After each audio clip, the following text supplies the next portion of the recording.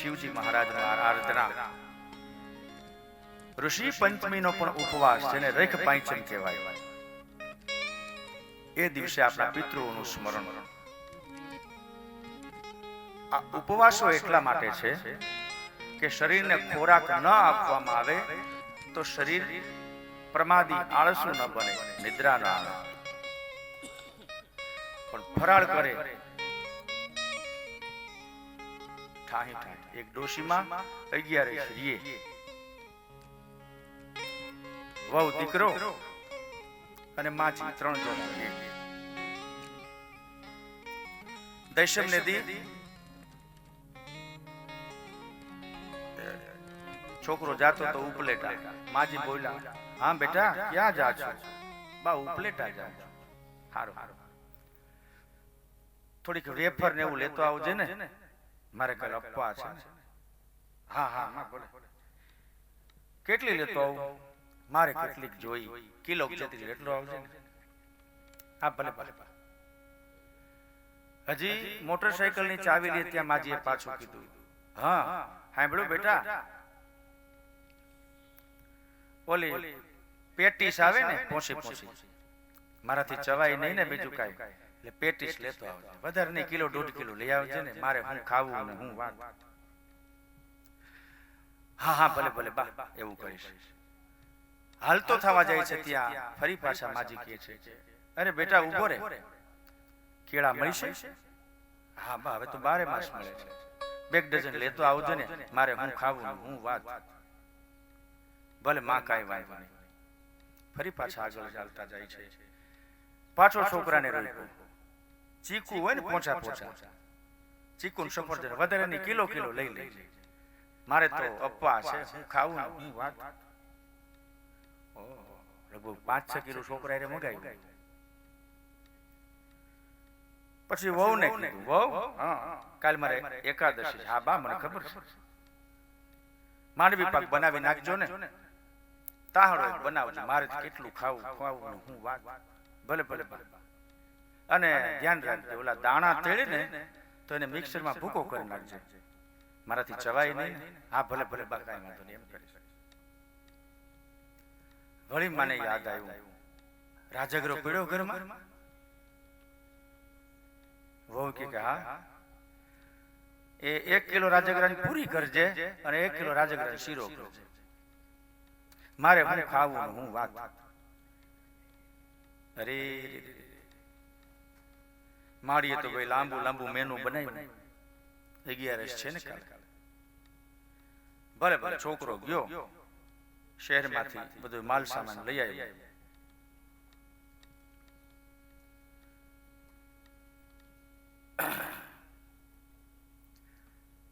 રાત્રે ઘરે આવ્યો, બધા જયમાં કરવા.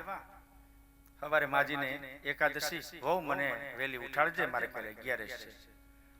હા કાંઈ વાંધો નહીં. તા વહુ બોલ્યા, બા એક વાત કરવી હતી. શું?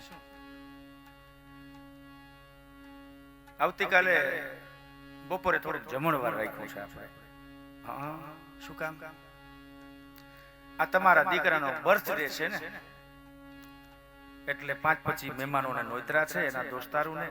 હા માં કે હા ભલે કાંઈ વાંધો નહીં. એટલે જમવામાં બરફી, ખમણ ઢોકળા, મોહનથાળ અને બટેટાવાળા ભજીયા, આવો પ્રોગ્રામ રાખ્યો. ડોશી માને ભજીયા બહુ ભાવે, બહુ ભાવે. અને કીધું આ અભાગણી એકાદશી કાલે જ ક્યાં આવી? એકાદશી ને આવું તો ક્યાંક ક્યાંક બીજે દિવસે આવી હોત તો. કાલ મારી ઘરે આ બધા ખાહે ને મારે તો કાંઈ વાંધો નહીં. સવારે પડી, બધા નાયા ધોયા, માજીએ જેવી તેવી સેવા પૂજા કરી. મનમાં ભજીયું જ યાદ આવે છે. આજ ભજીયા નહીં ખવાય, બટેટા વડા નહીં ખવાય. બહુ સારું બા, તમારા માટે આ બધું ફરાળનું તૈયાર છે. હવે માજીનું ફરાળમાં ક્યાંથી મન માને, બટેટા વડા સામે હોય. ભલે કાંઈ વાંધો નહીં. માજીને બધું પીરસી દીધું. હવે ફળિયામાં આ બધું ભોજન સમારંભ હાલે છે. માજી ઉપલા માળે એ તાવડામાં ભજીયા ચડાય છે ને એની સુગંધ, ઓહો માજીથી રહેવાતું નથી. ફરાળ તો કર્યું પણ ભજીયા ભજીયા છે ભાઈ, જેને ભાવતા હોય એને ખબર હોય. ઠીકા ઠીકનું બધાને ભોજન કરાવ્યું. મહેમાનો ત્યાં ગયા. 1:30 થયા. છોકરો ને બહુ તૈયાર થયા. માજી અને ભજીયા હજી પડ્યા હોય ને થોડા બટેટા વડા ને રહોડામાં રાખ્યા વોવે. માજીનું ધ્યાન ઠીક અહીંયા મૂક્યા. આ ક્યાંક આઘા પાછા થાય તો ખવાય. એમાં વોવે કીધું કે બા તમને વાંધો ન હોય તો અમે 3 થી 6 ના શોમાં ફિલ્મ જોઈ આવીએ. હા જાવ જાવ, મારો દીકરો ભગવાન તમારું કલ્યાણ કરે. અરે ફિલ્મ તો જોવી જ જોઈ, ઠાકોરજીને બહુ ગમે. આજ બધું પોઝિટિવ થઈ ગયું, નહીતર તો માં જવાનો દેતા. જાવ જાવ, ખુશીથી જાવ બેટા, આ ફિલ્મ જોવા જાય તો ભજીયું ખવાય. છોકરોને બહુ બે તૈયાર થયા અને પોતાની બાઇક મોટરસાયકલ કાઢી અને જવા જાય છે. ત્યાં ઓલી વહુ બોલી, પૈસા લીધા છે ને? હવે અટાણ ભાઈઓના હાથમાં ક્યાં કઈ કાવડી આવે છે. ઓલો કે મારી પાસે કાંઈ નથી, તારું પર્સ ક્યાં ગયું? અરે હું મારું પર્સ તો ભૂલી ગઈ, ઘરે ભૂલી ગઈ. એ રોડ ઉપરથી બહાર આવે છે. માજી એ જેવા એ લોકો ગયા સીધા રહોડામાં અને આવડું મોટું બટેટું વડું એ દાંત વિનાના મોઢામાં નાખ્યું અને એમાં વહુ આવી, બા હું મારું પર્સ ભૂલી ગઈ, ક્યાં મૂક્યું? જ્યાં જોવે તો માજીના મોઢામાં આવડું મોટું બટેટું ફાટ્યું ગયું મોટું. અરે બા, હું કામે એકાદશી રહ્યા, તમારે નહોતું ભજીયા ખાવા હતા તો કાંઈ વાંધો નહીં, પણ આવું શા માટે? કહેવાનો મતલબ એ છે કે સ્વાદેન્દ્રિય માણસની સ્વાદ ગ્રંથિ એવો ચટકો લાગે ને કે ડાયાબિટીસ હોય તો લાડવા ખાવાનું મન થાય. અને એ અવિરુદ્ધ આહાર આયુર્વેદમાં કીધો છે. એ આહારને પેટમાં નાખીએ જેની લીધે સ્લગિશનેસ મતલબ આળસ, પ્રમાદ, બગાસા આવે તો જે આસન ઉપર બેસીને કથા સાંભળવી છે, કીર્તન કરવા છે, ઠાકોરજીની સેવા પૂજા કરવી છે, આસન ઉપર બેસાશે. ઘડીએ ઘડીએ ઊભું થવાનું મન થાય, આંટો મારવાનું મન થાય, પગ રહી જાય, બગાસા આવે. એટલા માટે સુખદેવજીએ કહ્યું, જીતાસનો જીતસંગો. રાજા પરીક્ષિત ભાગવત કથા સાંભળવા માટે આસન સિદ્ધ કરવું પડશે. આસન સિદ્ધ તો થશે જો આહાર વિહારનો નિયમ છે. જીત શ્વાસો, શ્વાસને જીતવા. એમ કહેવાય છે કે માનવી 12 કલાક દિવસની 12 કલાક રાત્રિની 24 કલાકમાં 21,700 શ્વાસોચ્છ્વાસ લે છે. સામાન્ય રીતે 21,700 શ્વાસ લે છે. નાકની અંદર શ્વાસ ભરીએ એને શ્વાસ કહેવાય અને બહાર કાઢીએ એને ઉચ્છ્વાસ કહેવાય. શ્વાસોચ્છ્વાસ. આપણા ગઢિયા એમ કહેતા કે ભગવાને જેટલા શ્વાસ નક્કી કર્યા છે ને એટલું જીવવાનું. બહુ સાચી વાત છે. દરેકના શ્વાસ નક્કી કરેલા, દરેકના શ્વાસ અબજો કરોડો આપણે શ્વાસ લઈ શકીએ. એ શ્વાસ પૂરા થઈ જશે એટલે મૃત્યુ પામી જવાનું છે. આ સનાતન સત્ય છે.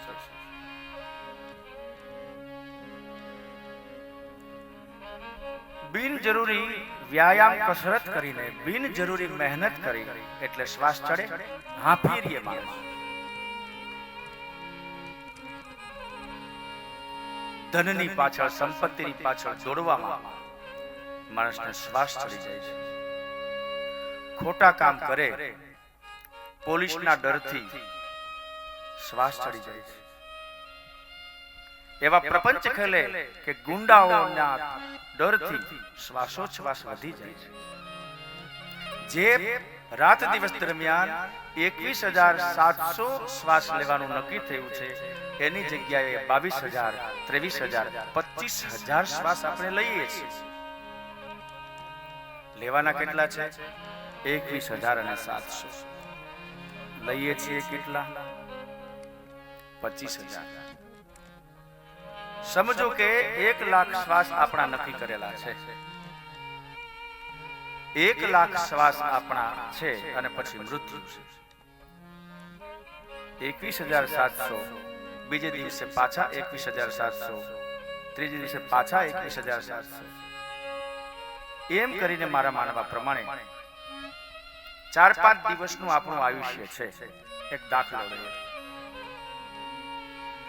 5 કે 6 દિવસે એ 1,00,000 શ્વાસ પૂરા થઈ જશે, આપણે મરી જઈશું.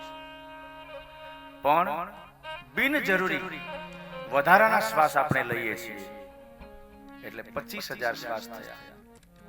બીજે દિવસે 50,000 થયા, ત્રીજે દિવસે 75,000 થયા અને ચોથે દિવસે 1,00,000 શ્વાસ થયા. મતલબ જે આયુષ્ય આપણું 6 દિવસનું નક્કી કરેલું હતું એ 4 દિવસમાં પૂરું થઈ ગયું. ચિત શ્વાસો, શ્વાસને જીતો, સુખદેવજી. તો હવે બને છે એવું, પતિએ પત્નીને કીધું હોય કે આ 15-20,000 આલે, આ ઘર ખર્ચના પગાર આવે ત્યારે 10,000 કે 15,000 કે 20,000, આમ આખો મહિનો ઘર ચલાવવા. 10,000 રૂપિયા આપ્યા છે એની ઘરવાળીના હાથમાં. બેફામ ખર્ચા કરે તો 22-25 દિવસમાં પૈસા પૂરા થઈ જાય. 5 દિવસ ના પૈસા નથી મહિનામાં, એટલે એડવાન્સ લેવા પડે. પૈસા ખૂટી ગયા છે, લાવો. તો બીજા દિવસે 10,000 મળતા હતા, મળવાના હતા, એમાંથી કાપ આવે. એની જેમ શ્વાસ વધારે પડતા લેવાથી જે શ્વાસનો જથ્થો નક્કી કરેલો છે આપણો, એ વહેલો પૂરો થઈ જશે, વહેલું મૃત્યુ આવશે. આપણે એમ કે કાંઈ હતું નહીં, લ્યો સવારમાં બાપાએ શિરામણ કર્યું, બીડી પીધી અને ખાટલામાં ઢળી ગયા, શ્વાસ પૂર્ણ થયા છે. શ્વાસનો એક નિશ્ચિત જથ્થો આપણા ભાગ્યમાં લખ્યો છે, એ પૂરો થશે એટલે કોઈ પણ વસ્તુને નિમિત્ત બનાવીને મરવું પડશે. તો એ શ્વાસ એટલા બધા ઝડપથી ન લેવા કે એ શ્વાસનો જથ્થો વહેલો પૂરો થઈ જાય. અને એટલા માટે આપણા યોગીઓ ઋષિઓએ પ્રાણાયામની પ્રથા આપી છે. પૂરક, કુંભક અને રેચક, એ 3 તત્વોનો ઉપયોગ કરી પ્રાણાયામ. જમણા નસકોરેથી શ્વાસ લઈ ડાબા નસકોરાથી શ્વાસ કાઢવાનો. પોતાના ઈષ્ટનું સ્મરણ કરવું. 1 મિનિટની અંદર માની લો કે આપણે 10 શ્વાસ લઈએ છીએ, તો 1 મિનિટ પૂરતું નાક બંધ કરવું, તેને કહેવાય પ્રાણાયામ. 1 મિનિટ સુધીમાં જે 10 શ્વાસ લેતા હતા એ 10 શ્વાસની બચત થશે, જે ક્રેડિટ જમા થશે આપણા આયુષ્ય માટે આગળ જતા. કોઈ વ્યક્તિ 2 મિનિટ સુધી નાક બંધ રાખી શકે, કોઈ 3 મિનિટ સુધી. પ્રયત્ન કરવાથી એ સમય વધતો જશે. તો એક દિવસ દરમિયાન 21,600 શ્વાસ આપણા માટે ફાળવેલા છે. એમાંથી કમસે કમ 600 શ્વાસની બચત કરીએ તો એ 600 શ્વાસની જે જમા પૂંજી છે એની બચત થશે. દરરોજને માટે 20, 25, 50, 100, 200 શ્વાસ બચાવ્યા તો છેલ્લે એ કામમાં આવશે. એટલા માટે શ્વાસોચ્છ્વાસ પ્રાણાયામ, નાક આંખ બંધ કરી અને શ્વાસને રોકવા, જેથી કરીને આયુષ્યની વૃદ્ધિ થાય. આને કહેવાય શ્વાસ ઉપર જીત. જીત શ્વાસો. હે પરીક્ષિત રાજા, પ્રાણાયામ દ્વારા તમારા શ્વાસને બચાવી લો.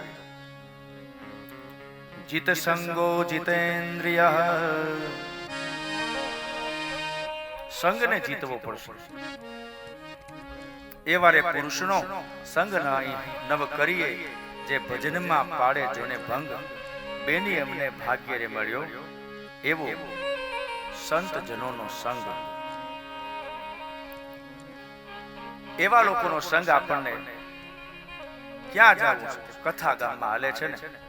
હવે ભાઈ ક્યાં જ છે, ત્યાં એકનું એક બધું હાલે છે. બે માવો ખાય. કથામાં આવતા જે રોકે છે, સત્સંગમાં જવામાં જે રોકે છે, કીર્તન કરવામાં જે રોકે છે, એવા લોકોનો સંગ જ ન કરો, જે આપણી બુદ્ધિને ભ્રમિત કરે, આપણા વિચારોને અવળે રસ્તે લાવે.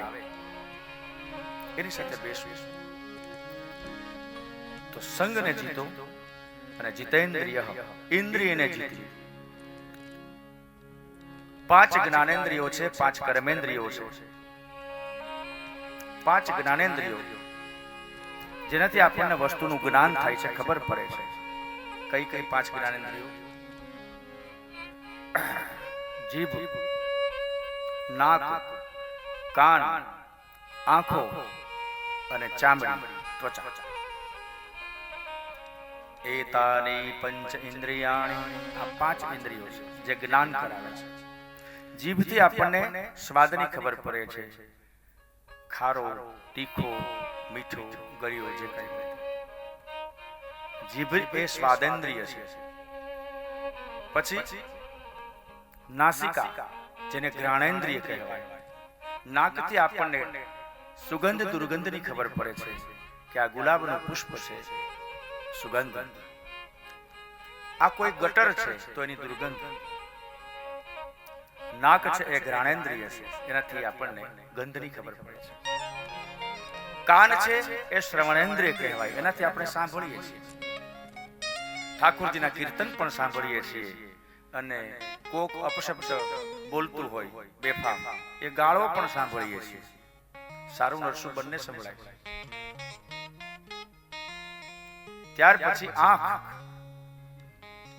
આંખથી આપણે સારું પણ જોઈ શકીએ છીએ, ખરાબ પણ જોઈ શકીએ છીએ.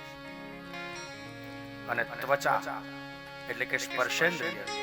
આ ચામડીથી આપણે ઠાકોરજીના ચરણના સ્પર્શની પણ અનુભૂતિ કરી શકીએ છીએ. ભાગવત ભગવાનને સ્પર્શ કરીને માથે ચડાવીએ. ગુરુજનોના ચરણારવિંદને સ્પર્શ કરી આપણે ધન્ય થઈ શકીએ છીએ. માતા પિતાના ચરણને સ્પર્શ કરી આપણને ખબર પડે છે એ સ્પર્શ સુખની આપણને ખબર પડે.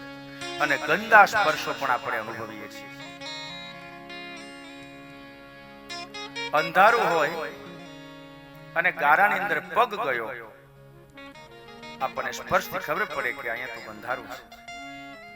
તો આ 5 જ્ઞાનેન્દ્રિયો કીધી છે. 5 કર્મેન્દ્રિયો છે જેના દ્વારા આપણે કામ કરીએ છીએ. હાથ, પગ અને ગુદાદ્વાર, એના દ્વારા આપણે કર્મ કરી શકીએ છીએ. તો 5 જ્ઞાનેન્દ્રિયો અને 5 કર્મેન્દ્રિયો. જીતેન્દ્રિય, ઇન્દ્રિયને જીતવાની છે.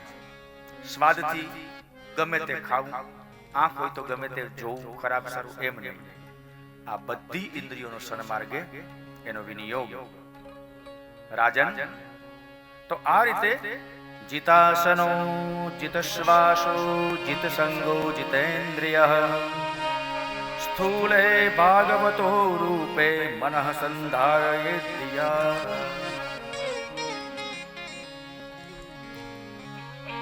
કથા સાંભળવા માટેની આ પૂર્વ શરતો છે. પૂર્વ શરતો છે તો જ કથામાં રસ પડે, આનંદ આવે.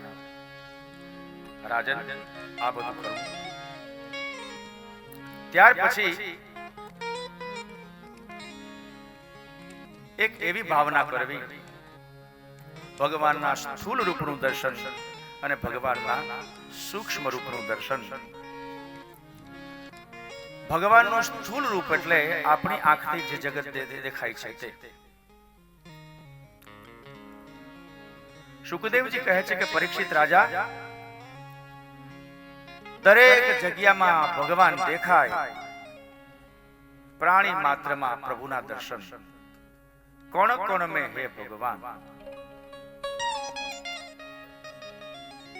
નદીમાં, પર્વતમાં, આકાશમાં, એ તો ઠીક, વ્યક્તિ વ્યક્તિમાં, ત્યાંથી ચાલતા ગંધારી વસ્તુ છે, ખરાબ વસ્તુમાં પણ ભગવાનના દર્શન થાય, દુશ્મનમાં પણ ભગવાનના દર્શન થાય. આને કહેવાય ભગવાનનું સ્થૂળ રૂપનું દર્શન.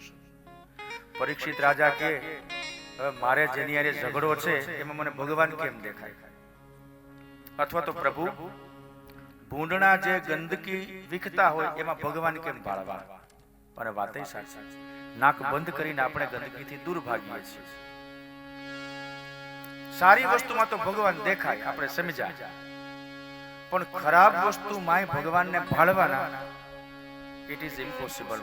સુખદેવજી આ અશક્ય છે. તો સુખદેવજી કહે તો બીજો ઉપાય બતાવો, પ્રભુના સૂક્ષ્મ રૂપના દર્શન. સ્થૂળ રૂપના દર્શનમાં મજા નથી આવતી તો ભગવાનના સૂક્ષ્મ રૂપનું દર્શન કર. સૂક્ષ્મ રૂપનું દર્શન એટલે સ્થૂળ રૂપનું દર્શન એટલે બધે ભગવાન, દરેક જગ્યાએ ભગવાન. અને સૂક્ષ્મ રૂપનું દર્શન એટલે ભગવાનમાં બધું, સચરાચર જગત ઈશ્વરમાં વ્યાપ્ત છે.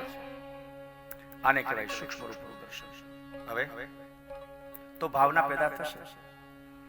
દુશ્મનની અંદર ભગવાન ભાળવા એ વસ્તુ કેમ શક્ય બને? જે આપણા 10,000 લઈ ગયો હોય, આ 6 વર્ષ ત્યાં દીધા ન હોય, એને ભગવાન કહેવાના ન થાય. તો દરેક ની અંદર ભગવાન છે એવું માનવું મારું મન ના પાડે છે. તો બીજો ઉપાય છે કે ભગવાનની અંદર આખું જગત. હવે એક ઘરની અંદર ઘર છે, ચતુર્દિશા છે, એની અંદર હોય પતિ પત્ની, દેરાણી જેઠાણી, સાસુ સાસરા, દેરિયા જેઠિયા, નાના છોકરા, બધા સાથે રહેતા. ક્યારેક દેરાણી જેઠાણી વચ્ચે કજિયો કંકાસ થાય, ક્યારેક સાસુ વહુ વચ્ચે બોલાચાલી થાય, ક્યારેક નણંદ ભોજાઈ વચ્ચે તુતુ મેમે થાય, ક્યારેક બાપ દીકરા વચ્ચે બોલાચાલી થાય, ક્યારેક ભાઈ ભાઈ વચ્ચે થોડોક ઝઘડો થાય. પણ બધાય ક્યાં? ઘરમાં છે. બધા ઘરમાં ભલે ઝઘડતા, ભલે બાંધતા, પણ વાત એ ઝઘડાની વાત 4 દિવાલની બહાર નથી જતી. અને કદાચ કોઈ એમ કહે કે તારી જેઠાણી તો બહુ વહરી, ત્યારે દેહાર દેરાણી એમ કહેવાય અમે ભલે બથો બતાવીએ, બાકી તું કઈ બોલ. નણંદ ભોજાઈ નણંદ ક્યાંય ગઈ હોય તારી ભાભી, બાકી તોપા, ત્યારે નણંદ એમ કહેવાય મારી ભાભી બોલે હેડંબા હોય, પણ તું કઈ કેમ, અમે અમારું સાચું. આને કહેવાય ભગવાનના સૂક્ષ્મ રૂપનું દર્શન. કે અમે ઘરમાં છીએ, નથી ગમતું, વહુ ને સાસુ નથી ગમતું, ભોજાઈ ને નણંદ નથી ગમતું, પણ હાયરે રોટલા અમે ખાઈએ છીએ. બસ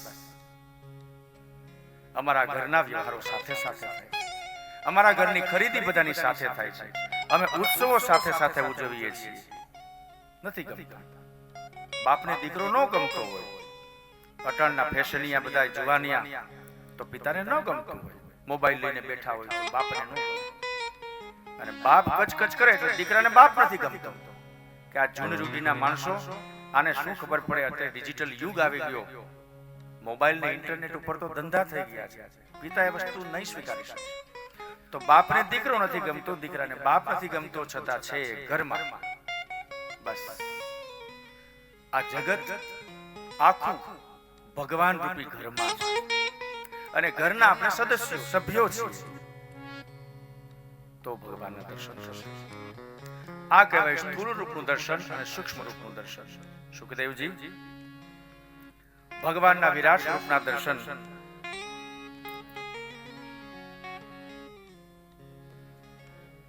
ચૌદ લોક, 7 લોક ઉપર, 7 લોક નીચે, સાત લોક ઉપર કહ્યા છે. ભૂરલોક, ભુવરલોક, સ્વરલોક, મહરલોક, જનલોક, તપલોક અને સત્યલોક. સત્યલોક એટલે વૈકુંઠ, જ્યાં ભગવાન નારાયણ પરમાત્મા બિરાજે છે. આપણે જે રહીએ છીએ એને ભૂરલોક કહેવાય. ભૂ એટલે પૃથ્વી. અને એટલા માટે બ્રાહ્મણોને ભૂદેવ કહેવાય છે. ભૂ એટલે પૃથ્વી, એના દેવ. જીવતા જાગતા દેવ જગતમાં કોઈ હોય તો એ બ્રાહ્મણ છે. ભૂદેવ કહીને બોલાવે. તો ભૂદેવ એટલે ભૂ એટલે પૃથ્વી, ધરતી, એના દેવ એટલે ભૂદેવ. કારણ કે આપણો આ ભૂલોક છે. તો આ સાત લોક ઉપર કહ્યા છે, સાત લોક નીચે. અતલ, વિતલ, સુતલ, તલાતલ, રસાતલ, મહાતલ અને પાતાલ. પાતાલ એટલે ધરતીનો છેડો, ધી બોટમ. તો 7 ને 7 થયા 14. 14 લોક કહેવાય છે, 14 બ્રહ્માંડ કહેવાય છે, 14 ભુવન. 14 ભુવનનો નાથ આજ લીલા કરે. આપણે રામચંદ્રજીના જન્મ સમયે ગાઈએ છીએ 14 ભુવન. એની અંદર અનેક પ્રકારની નદીઓ, તીર્થસ્થાનો. જાત્રા કરવા અમુક લોકો નથી જઈ શકતા, કાં તો પૈસાની તકલીફ છે, કાં તો હાલવા ચાલવાની પગની તકલીફ છે, કાં તો નોકરી ધંધા ખેતીવાડીમાં એટલા ફરવાઈ ગયા કે સમય મળતો નથી, કાં તો ઈચ્છા થતી નથી, યાત્રા થઈ નથી.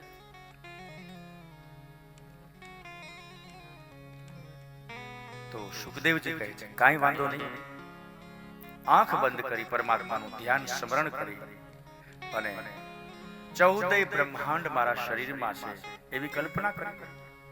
કમરથી ઉપરના ભાગમાં 7 લોક, કમરથી નીચેના ભાગમાં 7 લોક. આ દેહ છે એની અંદર 14 બ્રહ્માંડ સમાયેલા છે. યાત્રા કરી લે તારે જ્યાં જવું હોય. માત્ર પૃથ્વીલોક, ભૂરલોકની યાત્રા શા માટે? સત્યલોકની પણ તું યાત્રા કર. પોતાના પ્રાણને અષ્ટાંગ યોગ કહ્યા છે. અને ષડ ચક્ર, 6 ચક્રો છે. મૂલાધાર ચક્ર, સુદર્શન ચક્ર આપણા શરીરમાં. આ બધી યોગની વાતો છે ભાઈ. કંટાળો આવે પણ આમાં લખ્યું છે એટલે કેવું પડશે. તો શરીરને ટટ્ટાર બેસાડી આંખ બંધ કરી અને પોતાના પ્રાણને મૂલાધારમાંથી આજ્ઞા ચક્રમાં, હૃદયમાં આમ કરતા કરતા પોતાના જે પ્રાણ છે એને બ્રહ્મરંધ્રમાં, જે સત્યલોક વૈકુંઠ કહેવાય છે, ત્યાં લઈ જવાનું. આ બાવો અમુક સમાધિ લે છે, તપ કરતા હોય ગુફાઓની અંદર, એ આ કરે છે.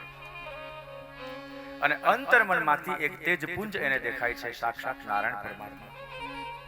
આ થઈ ગઈ જાત્રા. ક્યાં જવાની જરૂર છે? સુખદેવજી, પૈસા હોય તો જ ભક્તિ થાય, રૂપિયા હોય તો જ ઠાકોરજીના દર્શન થાય એવું નથી. આ તારા શરીરને શુદ્ધ રાખ, આહાર વિહાર કર. અંદર 14 બ્રહ્માંડ સમાયેલા છે. સુખજી, અને આમ કરતા કરતા મૃત્યુ થશે તો બીજો જન્મ નહીં લેવો, મુક્તિ મળશે. મુક્તિ એટલે મોક્ષ.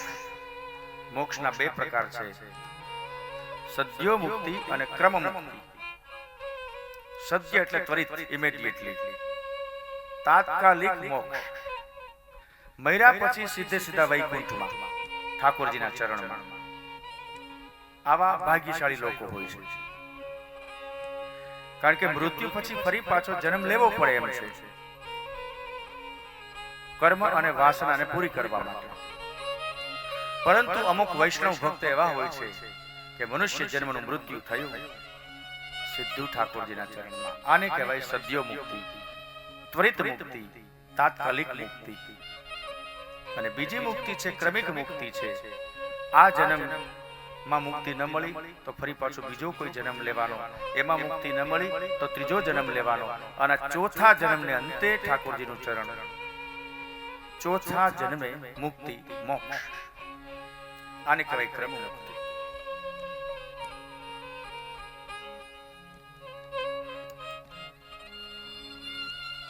કઈ મુક્તિ મળશે, કયો મોક્ષ મળશે, એ વ્યક્તિ ઉપર નિર્ભર છે.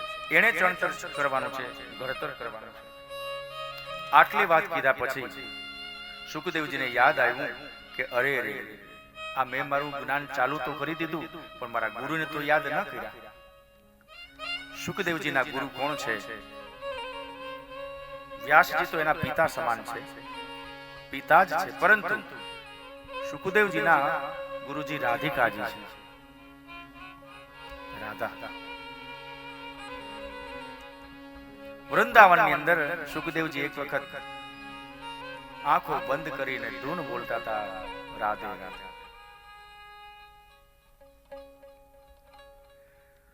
રાધે હે રાધે હે રાધે હે રાધે હે પ્રાણ પ્યારી રાધે હે રાધે. રાધે જ ન ગયું. સુખદેવજી પાસે આવે છે રાધિકાજી. ઓહો, મારા ગુરુ. રાધિકાજી દંડવત પ્રણામ કર્યા. રાધિકાજીએ હાથ પકડીને કહ્યું, સુખદેવજી, રાધે રાધે મટ રટો, રટો નિરંતર શ્યામ. રાધે રાધે ના કહો, શ્યામને યાદ કરો, કૃષ્ણચંદ્રને યાદ કરો. શા માટે? તમે જેને ગુરુ માનો છો એનો સ્વામી તો નટવર ગિરધારી છે, તો ડાયરેક્ટ ત્યાં જ જાઓ ને. નોકર પાસે શા માટે જવું? સીધે સીધા શેઠ પાસે વયા જાઓ. કૃષ્ણ એકમાત્ર તમારો જ નહીં, આખા જગતનો ગુરુ છે. વસુદેવ સુતં દેવમ કંસ ચાણૂરમર્દનમ દેવકી પરમાનંદમ કૃષ્ણં વંદે જગદગુરુ. કૃષ્ણ જગદગુરુ છે. આખા જગતનો જો કોઈ ગુરુ હોય તો એ કૃષ્ણ છે. રાધિકાજી કહે છે, મારો તમારો બધાયનો ગુરુ એ કાળિયો ઠાકર છે. અને ત્યારથી સુખદેવજી ઠાકોરજીનું નામ લે છે, ગુરુ માને છે. પણ કહ્યું કે તમે રાધિકાજી ભલે ગમે એમ કહો, પણ મનમાં મેં તમને ગુરુ ધારણ કર્યા છે, અને જ્યારે હું તમને યાદ કરું છું ને, ત્યારે હું સમાધિમાં ગરકાવ થઈ જાઉં છું. મને મારા શરીરનું ભાન રહેતું નથી. અને એટલા માટે ભાગવતની અંદર ક્યાંય એટલે ક્યાંય રાધા એવો શબ્દ આવ્યો જ નથી. 18,000 શ્લોકોની અંદર રાધા, રાધિકા એવું શબ્દ પ્રયોજન થયું જ નથી. સુખદેવજી કહે છે, જો હું રાધિકાજીને યાદ કરું તો મને સમાધિ લાગી જાય છે. મારા ગુરુના ચિંતવનમાં હું પરોવાઈ જાઉં છું. પછી આગળ કથા કેમ કહેવી? પરંતુ પરોક્ષ રીતે રાધિકાજીને યાદ કર્યા છે. રાધસા સ્વધામની બ્રહ્મણે રંસ્યતે નમઃ. આરાધના એમ બોલીએ એમાં રાધા શબ્દ આવી જાય છે. આરાધના એમાં રાધા શબ્દ આવી જાય છે. તો સુખદેવજીએ ભાગવતની અંદર ઇનડાયરેક્ટલી, પરોક્ષ રીતે પોતાના ગુરુને યાદ કર્યા છે. જો પ્રત્યક્ષ રીતે રાધિકાજીને યાદ કરે તો સમાધિમાં મગ્ન થઈ જાય. પરીક્ષિત રાજા એમને બેઠા રાહ જોઈ. 7મે દિવસે તેને મૃત્યુ આપવાનું છે. કેમ ભેગું થાય? એટલા માટે સુખદેવજી મહારાજ રાધિકાજીને પ્રત્યક્ષ રીતે યાદ નથી કરતા, પણ પરોક્ષ રીતે રાધિકાજીને વંદના કરી. નમો નમસ્તે પુષ્પાય શાશ્વતામ વિદુરકાષ્ઠાય મુહુયોગિના. વૃષભાનુના સુપુત્રી એવી રાધિકાજી, તમને નમસ્કાર. ત્યાર પછી સુખદેવજીએ વ્યાસની એમના પિતાની વંદના કરી. પુરાણ પુરુષોત્તમ ભગવાન નારાયણ પરમાત્માને યાદ કર્યા. ભગવાન ગણપતિ કુલદેવી માતાજીનું સ્મરણ કરે છે અને કહે છે સુખદેવજીને, પરીક્ષિત રાજાને, રાજા પરીક્ષિત, ભાગવત તો એક અનંત દરિયો છે. આ ભાગવત સૌપ્રથમ ક્યાંથી શરૂઆત થઈ એની વાત કરું. એક વખત નારદજી નારાયણ નારાયણ કરતા એમના પિતા બ્રહ્માજી પાસે જાય છે. તો ત્યાં બ્રહ્માજી ધ્યાન મગ્ન છે, કોઈ દેવનું ચિંતન કરે છે. કલાક દોઢ કલાક નારદજી ઉભા રહ્યા, ખલેલ તો પહોંચાડાય નહીં. અને બ્રહ્માજી જાગ્યા જ્યારે સમાધિમાંથી, ત્યારે પ્રણામ કર્યા. પિતાજી નમસ્કાર, એક વાત પૂછું? હા બોલો નારદજી. તમે તો આ જગતને ઉત્પન્ન કર્યું છે, બ્રહ્માજીએ સૃષ્ટિનું સર્જન કર્યું છે નારાયણ પરમાત્માની આજ્ઞાથી. તમારી પાસે કેટલી બધી તાકાત, તમે તો કેપ્ટન છો, તમે સર્જન કર્યું છે જળ ચેતન દરેક વસ્તુનું. તો તમારે શેની પૂજા કરવી જોઈએ? શેની, કયા દેવની પૂજા કરવાની જરૂર પડે? તમારે શેનું ધ્યાન ધરવું પડે? ત્યારે નારદજી કહે છે, બેટા મારી ઉપર પણ કોઈ હોય નહીં. જો મારી ઉપર કોઈ નહીં હોય તો મને અભિમાન આવી જશે. કોઈ એમ માને કે આઈ એમ ધી બોસ, હું જ મોટો સાહેબ છું, સમજવું ત્યાંથી એનું પતન. મારી માથે પણ મારો કોઈ, મારી ઉપર અંકુશ કરવા વાળો કોઈ છે, એ કોણ? નારાયણ પરમાત્મા, આદિ નારાયણ, આદિ નારાયણ પરમાત્મા, બ્રહ્મ સ્વરૂપ મારા નારાયણ. નારદ, તમને ખબર છે કે સૌ પ્રથમ ભાગવતની રચના ભાગવત કોણે કોને સંભળાવી? ના,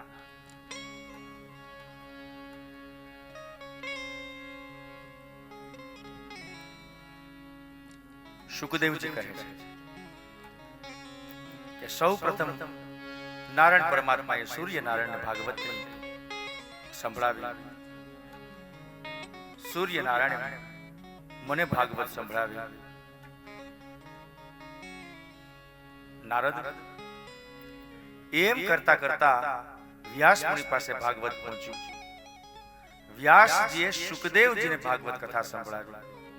વ્યાસજી જ્યારે શુકદેવજીને ભાગવત કહેતા હતા ત્યારે વ્યાસજીના પટ્ટ શિષ્ય એવા સૂત પુરાણી મહારાજ બેઠા બેઠા સાંભળતા. એ સૂત પુરાણી મહારાજે શૌનક વગેરે 88,000 ઋષિ મુનિઓને ભાગવત સંભળાવ્યું. અને આજે એ ભાગવત ભાગીરથી ગંગા અમારી તમારી વચ્ચે ગવાય છે. ગેહે ગેહે જને જને, ગામડે ગામડે, શેરીએ શેરીએ ભાગવત આજે વિસ્તારિત થયું છે. ક્યાંથી શરૂઆત થઈ? આદિનારાયણ પરમાત્માથી. જે પ્રવાહ હજુ પણ ચાલુ છે. બ્રહ્માજી નારદજીને કહે છે 18,000 શ્લોકનું ભાગવતની તો નિર્માણ પછી થયું. સૌ પ્રથમ તો ચતુશ્લોકી ભાગવત, 4 શ્લોકમાં જ ભાગવત હતું. 18,000 શ્લોક નહીં. એ તો વ્યાસજીએ એનો વિસ્તાર કર્યો. વ્યાસનો અર્થ થાય છે વિસ્તાર કરવો. સંસ્કૃતમાં વ્યાસ એટલે વિસ્તાર, ટુ એક્સપાન્સ, વિસ્તાર કરવો. મૂળભૂત રીતે 4 શ્લોક વાળું ભાગવત છે. અને વૈષ્ણવને ચતુશ્લોકી ભાગવત બહુ વાલી છે. આચાર્ય શ્રી મહાપ્રભુજીએ ચતુશ્લોકી ભાગવત વિશે ખૂબ ઘણું લખ્યું છે. 4 શ્લોકની અંદર ભાગવત આવી જાય છે. અને એ શ્લોકની અંદર અહમેવાસ્મેવાગ્રે નાન્યદ્યત સદસત પરમ પશ્ચાદ અહમ યદેતચ્ચ યો વશિષ્ય શોષમ્યહં. ચતુશ્લોકી ભાગવતનો પ્રથમ શ્લોક જે નારાયણ પરમાત્માએ મને સંભળાવ્યું છે. બ્રહ્મા કહે છે, ભગવાન કહે છે કે હે બ્રહ્મા, આ બધું તમને દેખાય છે, એ કઈ નહોતું ત્યારે પણ હું હતો. અત્યારે તમને બધું દેખાય છે ત્યારે પણ હું છું. જ્યારે આ બધું નાશ પામી જશે ત્યારે પણ હું હોઈશ. બ્રહ્માજી સમજી શકતા નથી, ન સમજાય એવું છે. શૂન્યમાંથી શૂન્ય બાદ કરીએ, શૂન્યમાંથી શૂન્ય ઉમેરીએ, શૂન્યમાંથી શૂન્યને શૂન્ય સાથે ગુણવામાં આવે અથવા તો શૂન્યને શૂન્ય સાથે ભાગાકાર કરવામાં આવે, રહે માત્ર શૂન્ય. અહમ બ્રહ્માસ્મિ. બ્રહ્મ તત્વ નાશ પામતું નથી. ભગવાન કહે છે કોઈ નહોતું ત્યારે હું હતો, બધાય છે ત્યારે પણ હું છું, અને કોઈ નહીં હોય ત્યારે પણ હું રહીશ. અહમ અવસ્થા ત્રયાતીતઃ. મારું કોઈ સ્વરૂપ નથી. હું શરીરી નથી, તેમ અશરીરી પણ નથી. નયનમ છિંદંતિ શસ્ત્રાણી નયનમ દહતિ પાવક. આત્મા તત્વ છું હું. મને કોઈ બાળી શકતું નથી, મને કોઈ બગાડી શકતું નથી. તો ભગવાન છે મૂળભૂત રીતે નિરાકાર સ્વરૂપ છે. નિરાકાર એટલે કોઈ આકાર નથી. એમાંથી સાકારિત થયા છે. વૈષ્ણવોને પૂજા કરવાનો હક મળે એટલે, સેવા કરવાનો અધિકાર મળે એટલે પ્રભુ નારાયણ પરમાત્મા થયા. એ નારાયણ પરમાત્માએ અલગ અલગ અવતારો લીધા. રામ અવતાર, કૃષ્ણ અવતાર, પરશુરામ અવતાર, મત્સ્ય અવતાર, કુર્મ અવતાર. આ બધા અવતારો પોતાના નિજજનોને, પોતાના ભક્તોને સગવડતા આપવા માટે. God has simplified himself. ભગવાને પોતાની જાતને સરળ બનાવી. 60 વર્ષના વૃદ્ધ હોય, પોતાના દીકરાનો દીકરો કાલુ કાલુ બોલતો હોય. દાદા માલે બાલ જવું છે, કાલુ કાલુ.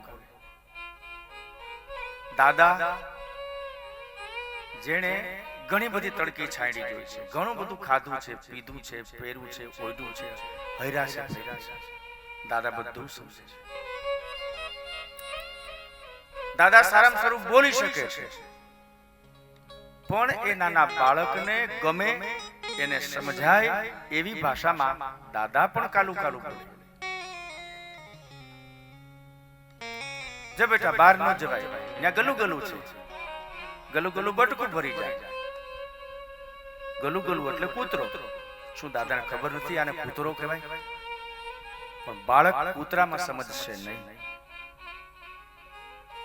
બાળકને ખબર છે કે કૂતરા, એને ખબર નથી કે કૂતરા કરડે કે ન કરડે, પણ દાદા એવો ડર બતાવે છે, બેટા બહાર જાય તો ગલું કઈડી જાય, અત્યારે તડકો છે, ચામડી બળી જાય, ન જાય. સાદી સાદી ભાષામાં, કાલી કાલી ભાષામાં માં એના પુત્રને સમજાવે છે, દાદા દાદી એના પુત્રોને સમજાવે છે, કાકો એના ભત્રીજાને સમજાવે છે, મામો એના ભાણેજને સમજાવે છે. શા માટે? કે ઊંચી ભાષા, કઠોર ભાષા એ બાળક સમજી શકશે નહીં. તો દાદા પોતાની રીતે, પોતાની જાતે, પોતાની મરજીથી બાળક બન્યા છે. પરબ્રહ્મ પરમાત્મા એને સામાન્ય માણસ ઓળખી શકતો નથી. એટલે ભગવાન કહે ચાલો તો હું તમારા જેવો થાઉં. કૃષ્ણ તરીકે આવ્યા, રામ તરીકે આવ્યા, આપણા જેવા થઈને રહ્યા, આપણી વચ્ચે રહ્યા, રાસ મંડળ રમ્યા, ગોપીઓના ચિરહરણ કર્યા, દૂધ દહીં મટુકી ફોડી, ચોરી કરી. બાળકના તોફાન, આપણું બાળક પણ તોફાની. ગઈકાલે સાહેબ કહેતા હતા કે અમારો આ પૌત્ર છે ને થોડોક તોફાની છે દાદા. એની કુંડલી જોઈ થયો ને, શું નામ? વંશ. વંશ એ બાળકના પરાક્રમો છે. કોઈ તોફાની હોય, કોઈ સીધું સાધું હોય, ડાયું હોય, કોઈને ટપલી મારવી પડે, કોઈને ખીજાવવું પડે. કાનુડાનું પણ આમ જ છે. માં જશોદાએ ઠપકો આપ્યો છે. હા, એક ખરું, નંદ બાબા ક્યારેય કોઈ દી લાલાને ઊંચા અવાજે કીધું જ નથી. એટલા નંદ બાબા સાલસ અને સુલભ હતા. પણ જશોદા માતાએ ક્યારેક ડોળો કાઢ્યો છે. આગળ કથા આવશે.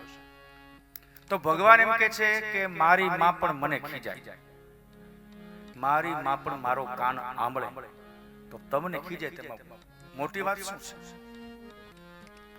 ભગવાન મોટા થઈને એમ કહે છે કે મારી સામે ઘણા દુશ્મનો જાગ્યા, તૃણાવર્ત ને બકાસુર ને અઘાસુર. તો તમારી કદાચ નાયતમાં કે પરનાયતમાં કે સમાજમાં દુશ્મનો હોય તો નવી નવાઈની વાત શું છે? કરો સામનો. ભગવાન કહે છે કે મારી ઉપર ચોરીનો આરોપ આવ્યો છે, સેમંતક મણિની ચોરી, અને એને કારણે સત્યભામા અને કૃષ્ણ પતિ પત્ની વચ્ચે ઝઘડો થઈ ગયો. તો તમારા ઘરમાં કંઈક ડખો થાય તો હું વાંધો, ટક બપોર નહીં બોલે બાયુ માણસ. જો God becomes man so that man can become God. ભગવાન માનવ બને છે કારણ કે માનવ ભગવાન બની શકે. કેટલી મોટી થિયરી છે, કેટલી મોટી ઊંચી ફિલોસોફી છે. બ્રહ્માજી કહે છે નારદ, ભગવાન છે બ્રહ્મ સ્વરૂપ હતા, એમાંથી સાકારિત થયા, લીલાઓ કરી.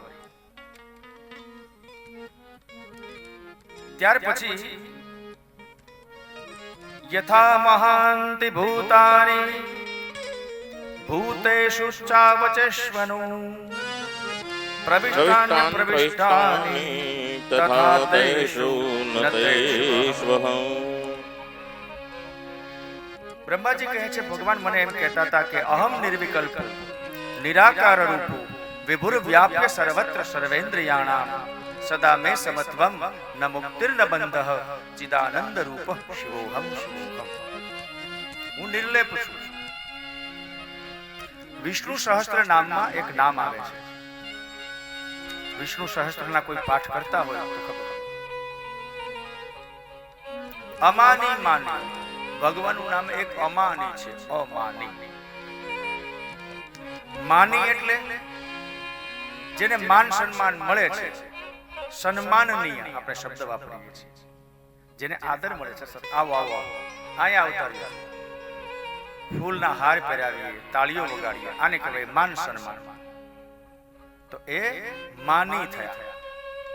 અને ઘણાયનું અપમાન થાય છે. નીકળી જા મંડપની બહાર, ઘરની બહાર, હળહળતું અપમાન, એને કહેવાય અમાની. ભગવાન કહે છે મારા વૈષ્ણવો મને માન આપે છે, મારી સેવા પૂજા કરે છે, મારી આરતી ઉતારે છે, મને 56 ભોગ ધરે છે, મારું માન રાખે છે. જ્યારે કંસ, રાવણ, શિશુપાલ, દંતવક્ત મને મારવા તૈયાર થાય છે, થઈ જાય છે, મને કાઢી મૂકે છે, હું અમાની પણ છું. મારું નામ એક માની છે, એક મારું નામ અમાની છે.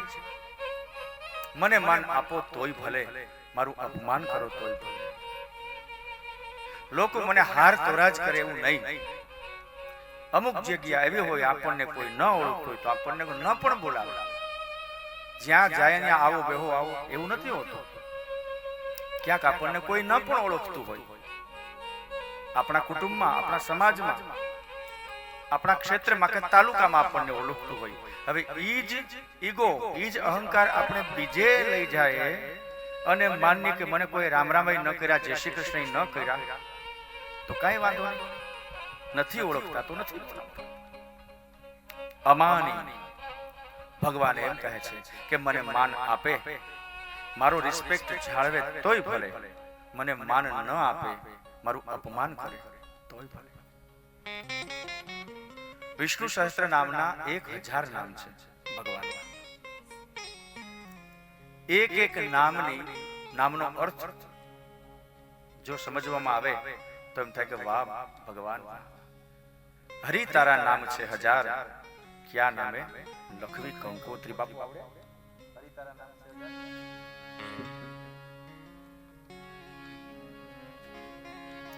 તો કહેવાનો મતલબ એમ છે કે ભગવાનના નામ હજારો છે. કોઈ પણ નામથી બોલાવો, રામ કહો, કૃષ્ણ કહો, શિવ કહો, હનુમાન કહો, શક્તિ કહો, પૃથ્વીધર કહો, બાંસુરી બજૈયો કહો, મુરલીધર કહો, નટવર કહો, ગિરધારી કહો, લાલો કહો, ગોપાલ કહો, કૃષ્ણ કહો, તમને જે મનમાં. આપણે નાના છોકરા હોય ને તેને મુન્નો ને પપ્પુ ને એવું કહેતા હોય. કાલું કાલું બોલે ને ત્યારે બહુ આ તો મારો ટપુનો છે તો નામ ટપુ પડી જાય. આ તો મારો મુનિયો છે, આ તો મારો લાલો છે. ઈ લાલો પૈણે ત્યાં સુધી લાલો છે. હવે ઈ લાલો કલેક્ટર થાય અને એની માં ઓફિસમાં જેમ કે મારે એ લાલિયા હવે કેટલી ઘડી ઓફિસમાં કામ કરવું છું. એટલે છોકરો શરમાય, કારણ કે બીજા બધા મોટા હોદ્દેદારો બેઠા છે. માને ઈશારો કરે, ઘરે આવીને બાદ માં તને કઈ ભાન છે કે નહીં? એટલા માણસો વચ્ચે તું મને લાલિયો લાલિયો કરતી હતી. માં માટે લાલિયો છે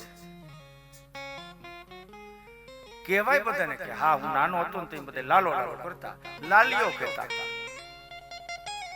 તો એમાં શું થઈ ગયું? ભગવાનની જેમ મારા ઘણા નામ છે, 1000 નથી પણ 4-5 તો છે જ.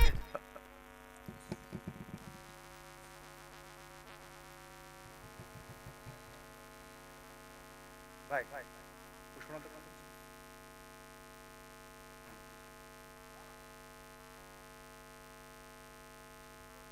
એ વ્યવસ્થા કરો. કોણ એ બનાવી શકે?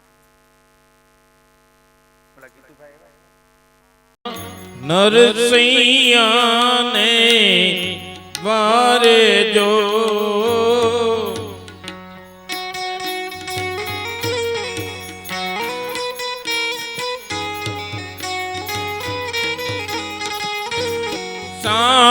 સામળિયા પરણાવતા વાણલા વાઈ ગયા.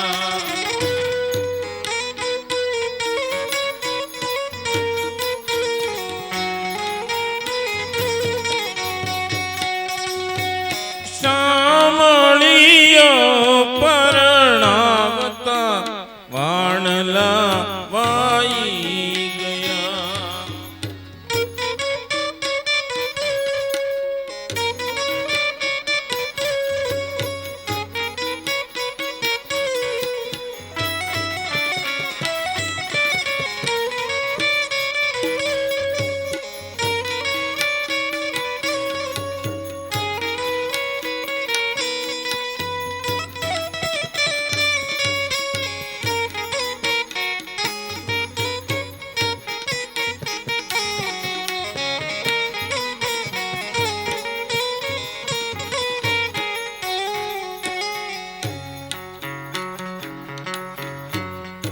આજે અમે જ્ઞાતા બોડાણાને દ્વારે જો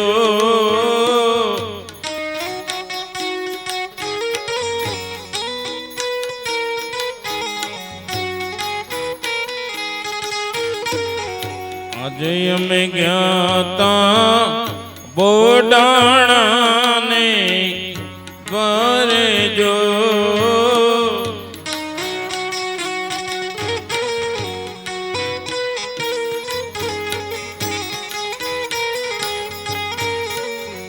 ગાડામાં જાતા રે વાણલા વાઈ ગયા.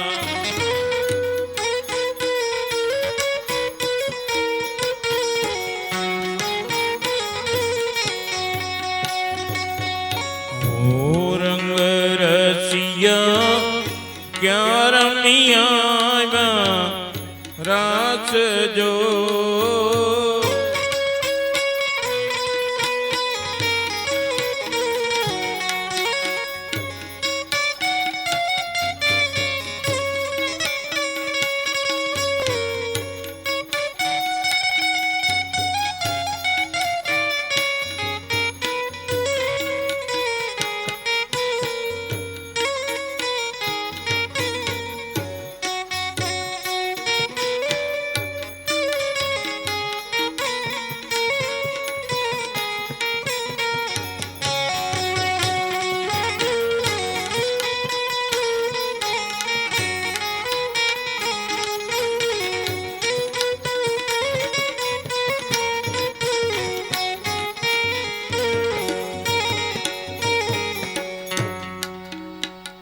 જય મેં જ્ઞાતા મીરાબાઈના દ્વારે જો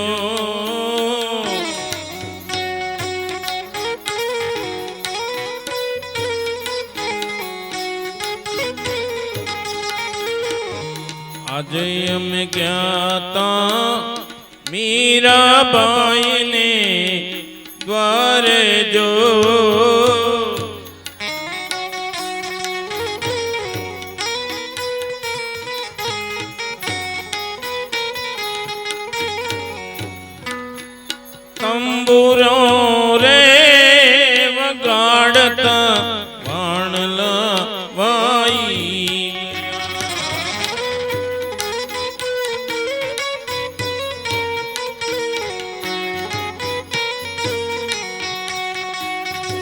ઈ કરતાલ વગાડતા વાણલા વાઈ ગયા.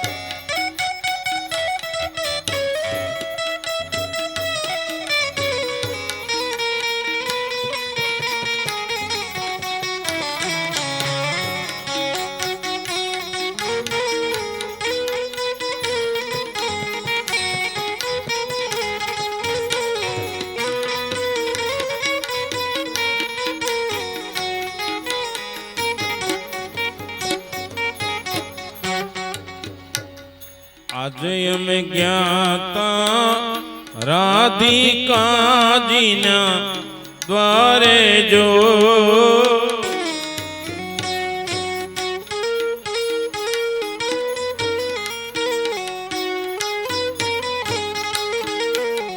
આજે અમે જ્ઞાતા રાધિકાજીના દ્વારે જો.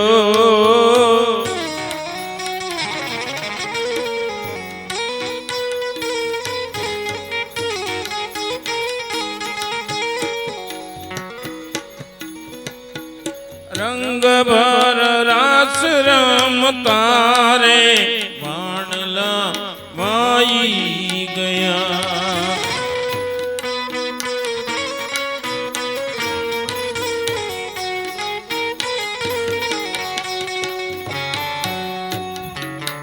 નટવર નાનો રે કાનો રમે છે મારી કેળમાં.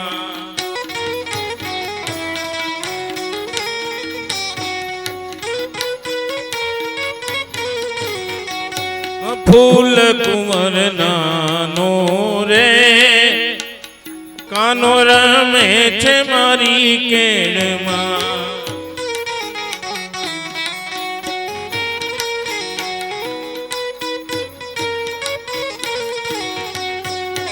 તો ગોરી હાલારી આથીડા મગાવી દઉં.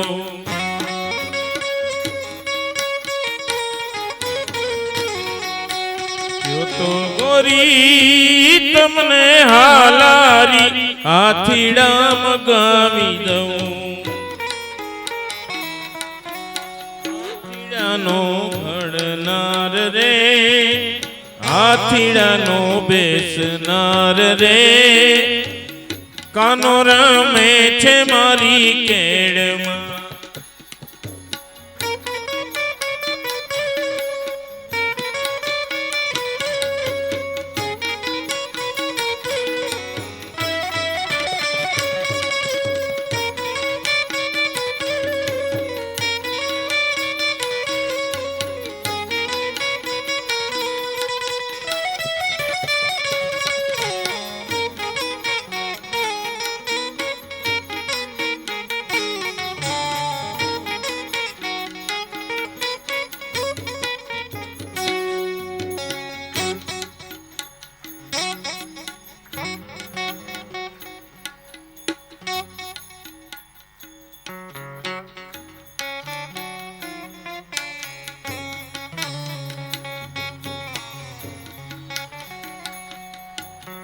તો ગોરી તમને ઘોઘાના ઘોડલા મગાવી દઉં.